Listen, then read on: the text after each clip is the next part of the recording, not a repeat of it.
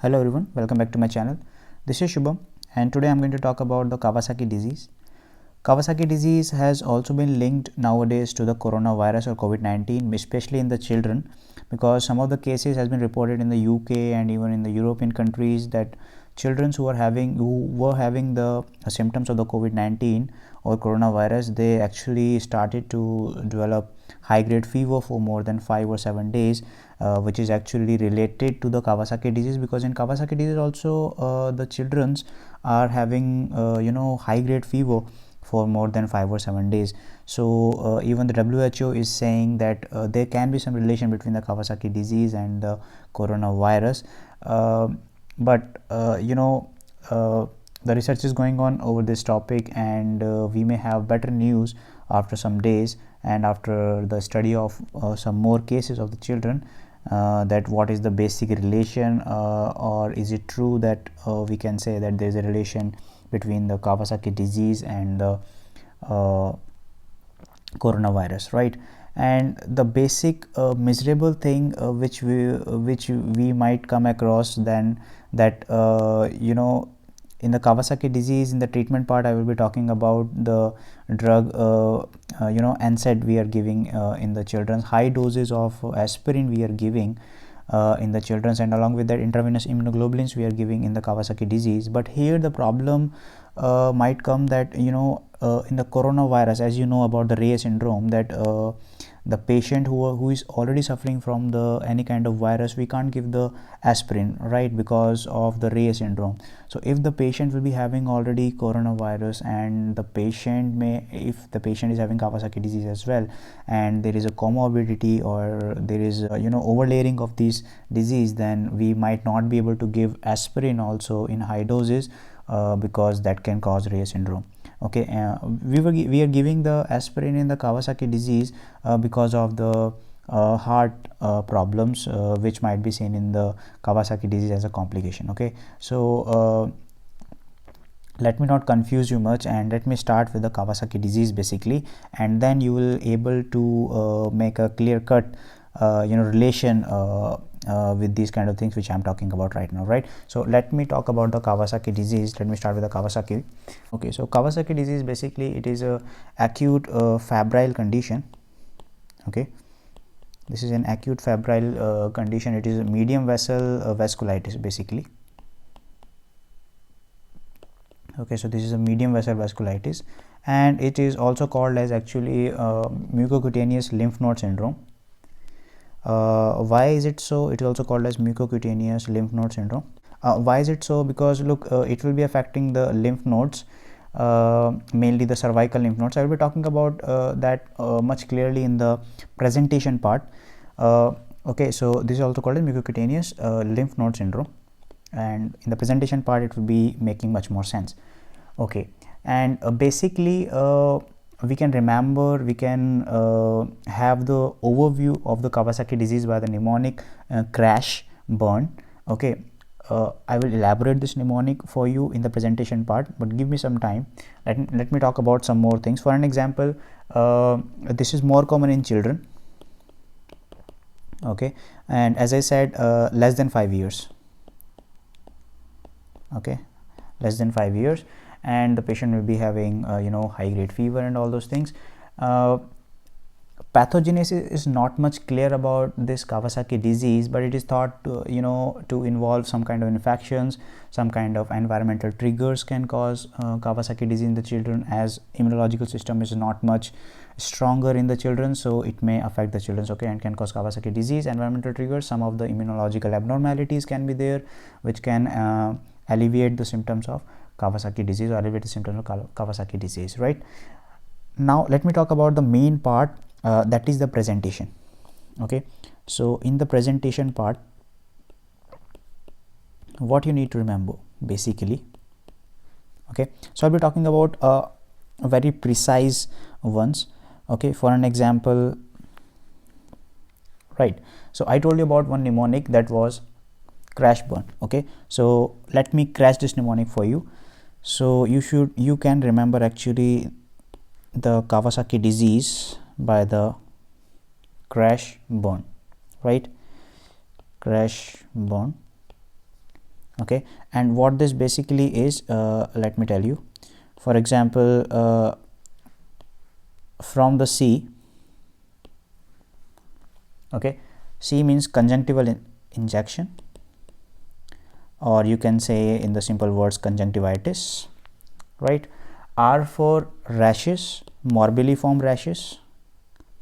Okay, I will be talking about the image, and there it will make much more sense in the image. Okay, I will be talking about that as well.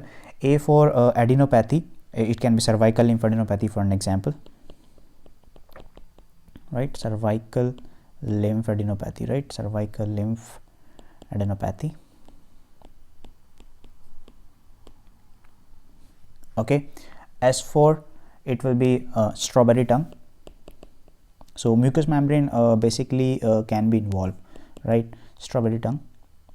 Okay, and H for hand and foot rashes. There can be edema of the hands and foot. There can be the in the interdigital spaces there can be some kind of rashes, or there can be edema of the hands and foot, right? So hands and foot rash. Okay, hand and foot rash or edema can be seen. Fine.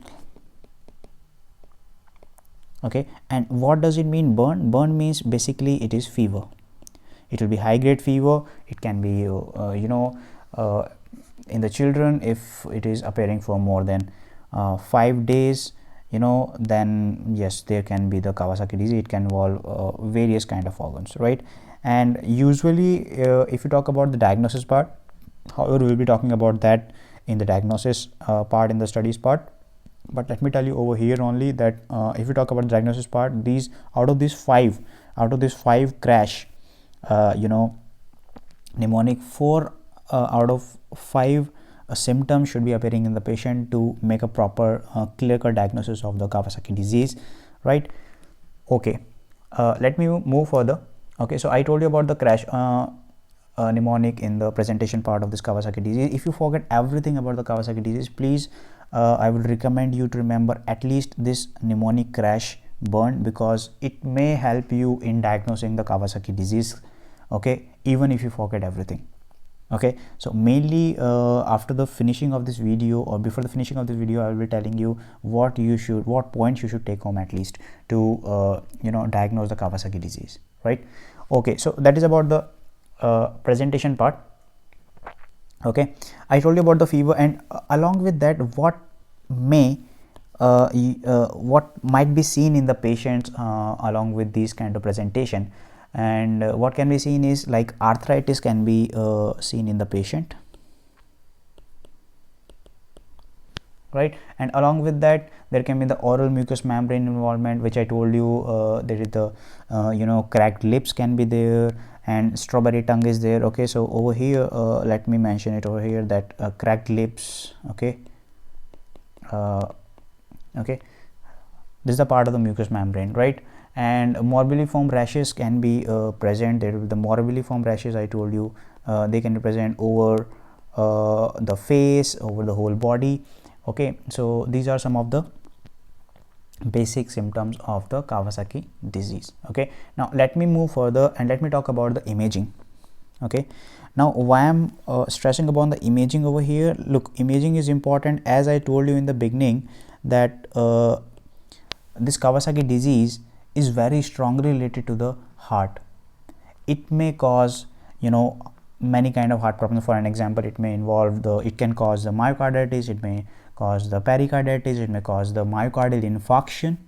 Okay, it may cause the arrhythmias, it may cause the coronary artery aneurysm. So many kind of heart problems may be related along with this Kawasaki disease. So in the imaging, you need to make sure that you go for the ECG and echocardiogram. Okay, so over here I'm mentioning about the echo. So you need to go for the ECG, okay, or echocardiogram to make sure that the child, your patient, is not having any kind of heart involvement. Okay, because more commonly it is involving the heart if it is getting more severe or much severe, right? Okay, after that let me talk about the diagnosis part over here. And what about the studies part? Okay, so diagnosis part over here. So in the diagnosis, you need to go for the lab data.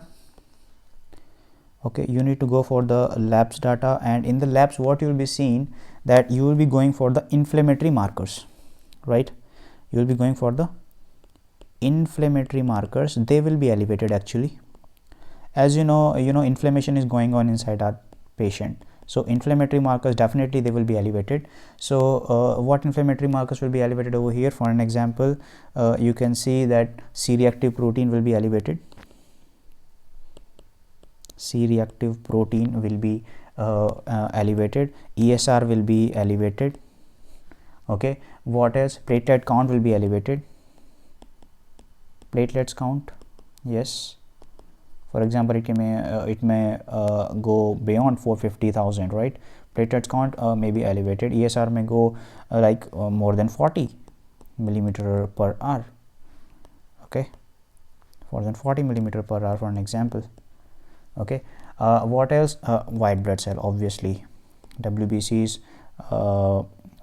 they might be elevated more than 15 into 10 raised to power 9 per liter for an example, right?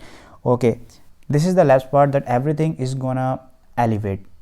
C-reactive protein, ESR, WBCs count, platelets count, even the liver enzymes. For an example, liver transaminase may be elevated, right?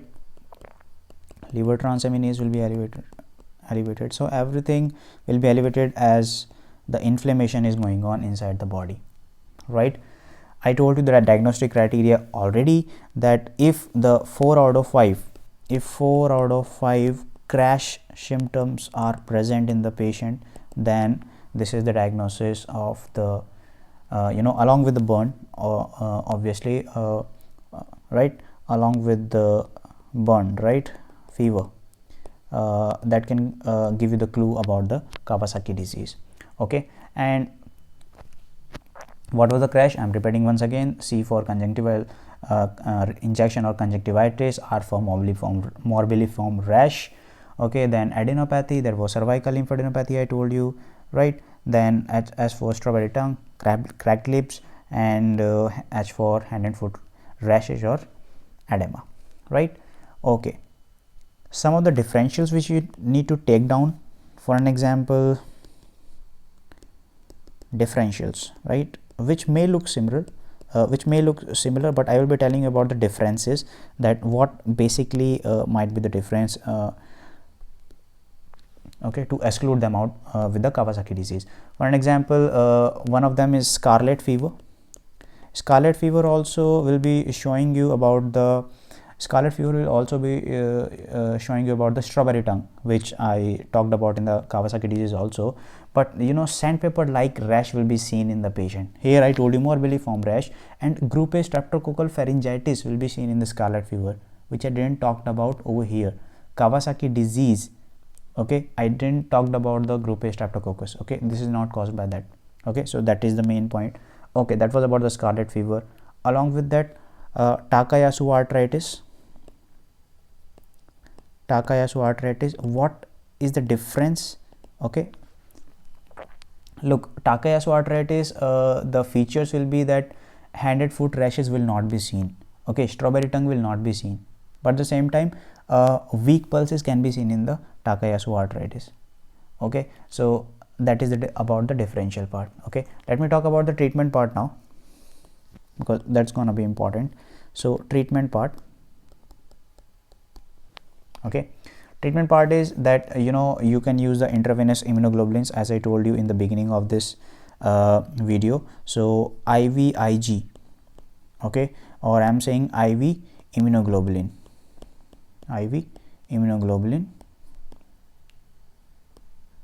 Okay, why you're giving IV immunoglobulin? To prevent, for the prevention purpose. Okay, so please remember, you are giving them for the prevention of coronary artery involvement. You are giving them for the prevention of coronary artery involvement. As I said, that coronary artery, heart involvement can be there, so coronary artery coronary artery involvement. Fine. Then high dose aspirin. high doses aspirin might be given. That's why I was talking about that if aspirin we are giving in the patients of Kawasaki disease, and if the patient is having already virus, we might not give aspirin because of the complication of the Reye syndrome, right? And that makes this situation more miserable. If the patient is having coronavirus and presenting with the high grade fever for more than 5 or 7 days, then yes, this is the miserable situation. Okay, now why we are giving the high doses aspirin? We are giving them because of again coronary artery abnormalities, and this should be continued until the imaging confirms that there is no coronary artery abnormalities. Okay, so it should be continued till that time. Okay, further you can use anticoagulants, and if you can give me example for an example. Yes, warfarin. So for an example, warfarin can be given for the anticoagulants purpose. Okay, for an example, if there is some risk of coagulation, thrombosis, thrombocytosis, so warfarin can be given.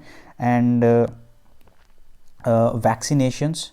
So vaccination must be there because for the prevention of viral infections, because we have to give the aspirin doses, high aspirin doses, and if the virus is coming along with that, so it may cause the Reye syndrome, right? So viccinations for what?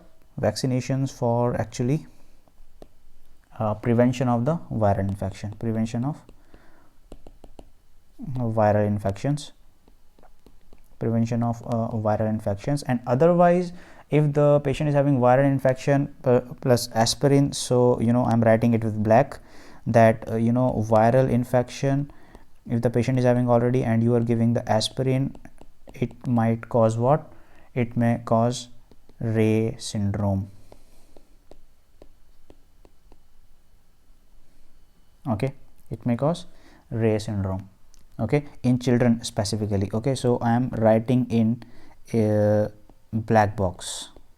Okay, this line I am writing in black box, so please remember about this one. Fine. Okay, what about the complications part?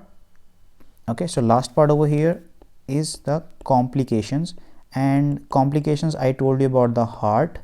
Okay, for an example, yes, that can be myocarditis, that can be pericarditis, that can be myocardial infarction. Am I right? Myocardial infarction. And there can be the involvement of coronary artery. For an example, coronary artery aneurysm can be seen in some patients.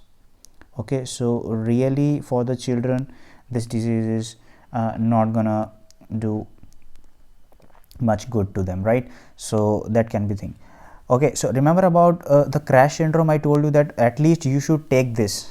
Okay, at least you should take this crash burn, okay, along with you. Please do not forget this. If you forget everything from this video plus okay, but do not forget about this crash burn. Okay, so let me talk about this much clearly with the help of an image, right? So that will make much more sense, I guess. So let me add an image over here. Okay, so here is the image of the Kawasaki disease, and over here you may appreciate that the patient, here you can see that the patient is having red bloodshot eyes. Okay, conjunctivitis can be seen over here. Okay, what can be seen over here in the eyes? That can be conjunctivitis. I told you about this already. Okay, conjunctivitis. What else can you see in this slide? Yeah, red cracked lips and red tongue. Okay, remember about the strawberry tongue? Okay, so over here I can write that here there will be the involvement of strawberry tongue. Then high fever over here, so you can say that burn. Okay, then look over here, red and swollen hands. Okay, I told you hands and the feet, isn't it? Okay, and then rash involving much of the body, and that is the morbilliform rash. Morbilliform rash, it may appear in the face, it may appear in the extremities, so all the body might be involved over here. Okay, And along with that, I would like to add over here, that is the cervical lymphadenopathy. So I'm writing over here that these lymph nodes will be, may have been inflammation. Okay, 4 out of 5 crash symptoms should be there to make the diagnosis for the Kawasaki disease. And even if the patient is having more fever for more than 5 or 7 days, even the crash symptoms are not meeting the criteria, then also the Kawasaki disease can be diagnosed, right? So here this is the cervical lymphadenopathy. Okay, this I am adding additionally in this image. Fine, this is the cervical lymphadenopathy. Okay, fine. So that was about the crash symptoms, okay, with the help of an image. And now let's talk about the MCQ section. So let me add an image for the MCQs over here.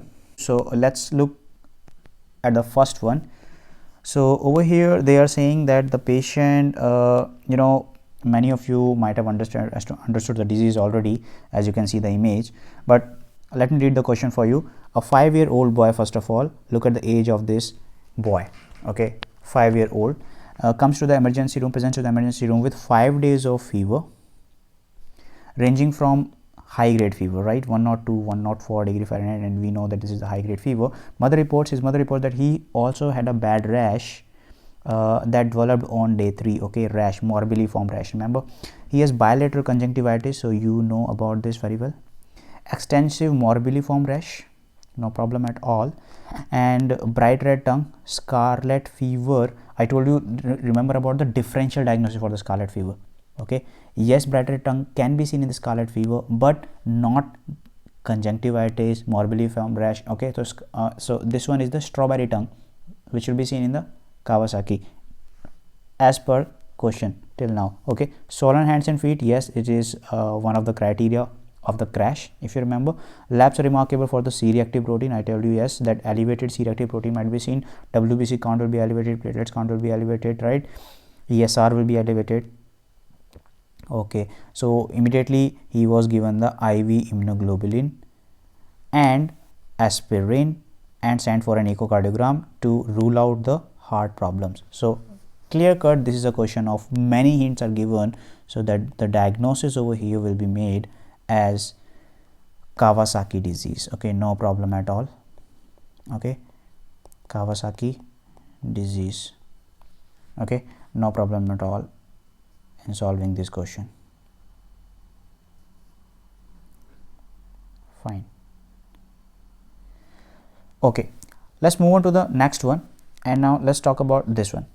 Okay, so in this question they are saying that a 2-year-old boy, okay, so look at the age of this boy again, presents to the emergency department for a fever, and patient state that patient has a gradually worsening fever for the past 5 days. He has been eating and drinking less and will not take acetaminophen. Acetaminophen is a paracetamol, and the patient was born at home, not received his vaccinations, and child currently takes multiple vitamin and herbal supplements.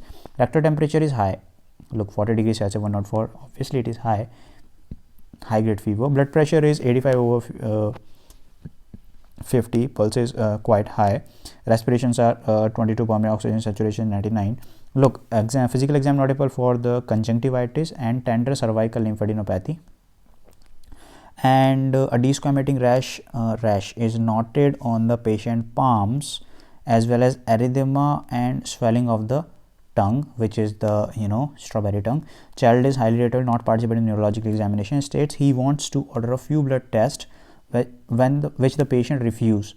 Okay, now they ultimately leave the hospital without workup being completed. And now, which complications you might think of that this child may be having or might be having? Okay, so what are those complications? Yes, answer is very, very clear, that you might be thinking what I am thinking right now. Yes, the answer is coronary artery aneurysm. Absolutely, coronary artery aneurysm.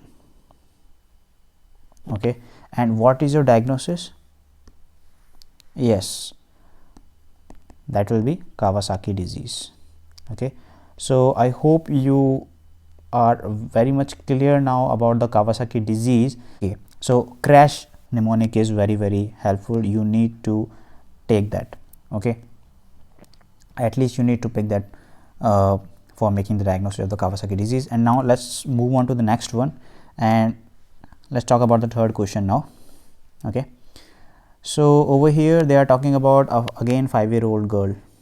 Okay, 5-year-old girl is brought to the emergency department by a father due to a 6-day history of fever and irritability. Father reports the fever has been ranged from 101 to 104. High grade fever is seen in the patient, and the patient he tried to give ibuprofen, but the fevers have been unresponsive.